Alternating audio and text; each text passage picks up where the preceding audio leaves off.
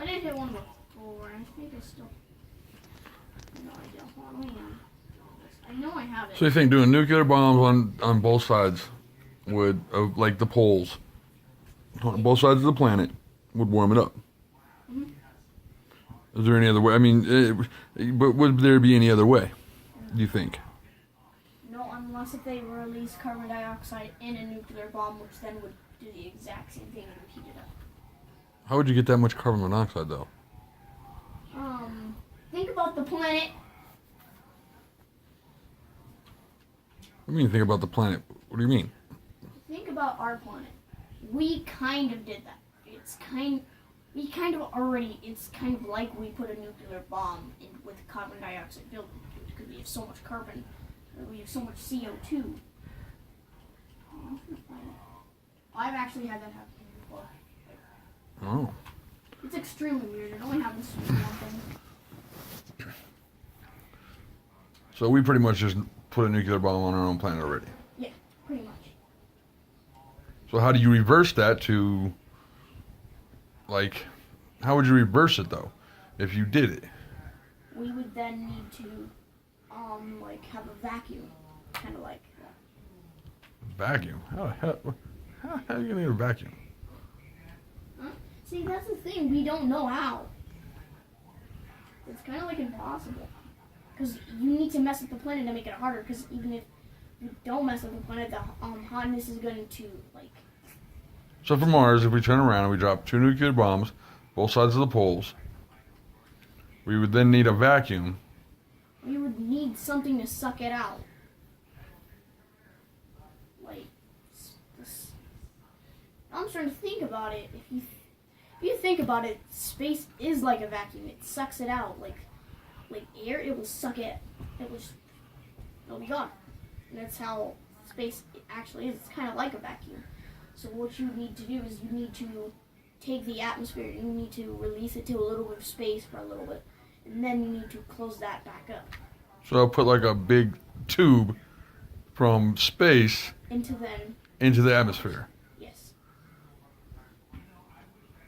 Even though that could potentially ruin our like air there. I mean, if we do make like biodomes, as everyone suspects, it's probably going to be the best way to heat it up, but then take away the CO2. How old are you? 9. You're a smart little 9-year-old. You know that, right? Mm-hmm. And how do you like learn all this stuff, dude? Just curious. Off of YouTube. Off of YouTube? Yep. So YouTube is like your book, huh? Mm-hmm. So instead of reading books, you just watch YouTube. It kind of teaches me more about like space than school. That is sad. Like, but that's good. But that's still sad. And now I'm like, if you see, here's another thing I learned from YouTube. If you jump into a black hole, like its horizon, with a clock, it'll keep on moving. But if you throw the clock in, then it's gonna stop. Like, it's gonna stop ticking. Why? Because the atmosphere. Well, it's not really an atmosphere, but the way of the black hole works, it stops time. Like, everything just stops. And unless if you go into it, you're seeing what's inside of actually it is, even though it's kind of like an optical illusion, and it would show it as it not moving, even though it's actually moving inside of the an actual thing. It's kind of like an optical illusion. You lost me, dude. Can you tell me in layman terms, like dad terms? Pretty much, it's kind of like an optical illusion, where if you see it, you can see it, but it's not moving, but it's actually moving. So it looks like it's not, but it is. Yeah, and... So what if you turn around and made some kind of black hole after you nuke everything, form a man-created black hole to suck out all the CO2? Actually, we are afraid of almost doing that. We almost made a black hole before. How? Because of black holes, they're a very mixture of like things crashing into each other. They're pretty much supernovas. They're like after what a supernova, what happens. So we almost made one with rocks. Then I asked how. It's because these rocks had a very weird atmosphere, and they started turning a little bit black until we actually needed to suck it out. Like we needed to then move this rock outside of they literally launched it into space. They had to, because it would have gotten bigger. How did they make that? It was in a tube because usually what that tube was made for, it was to make to find gold, because gold can be in rocks, but they accidentally had a rock that was weird, like it came from a meteorite. So this rock was very weird compared to the others, and the way they got it out is they had it on one of the a satellite, and then the person that it's kind of hard to explain in that point. But we nearly made a black hole. Okay.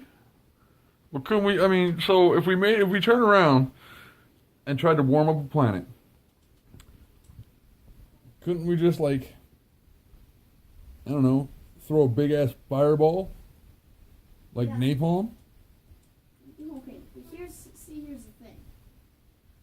Honestly, you might need a meteorite. If you're wondering how to get a meteorite, yeah, you're gonna need some things, and then the only way we probably are ever gonna get a meteorite to hit anything is most likely if one of the asteroids in the asteroid belt near the sun will accidentally reverse into its thing and go out of the orbit it's going in, and then going and hit it.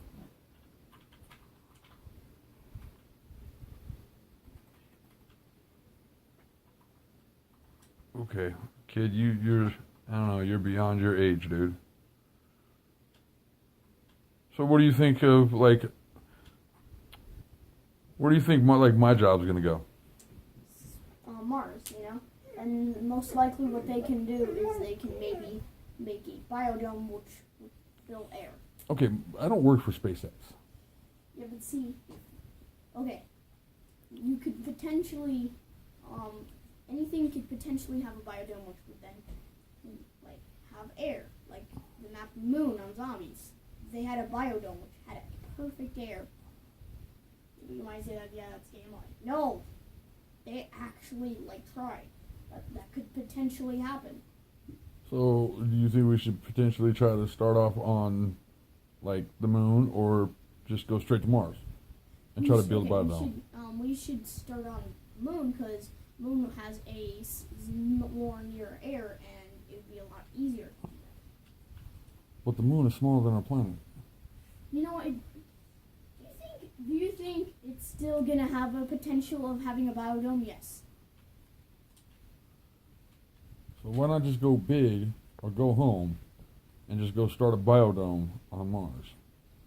Yeah, but see, the reason why they didn't start with Mars and they didn't skip Moon is because they wanted something that was closer, just so it would be easier.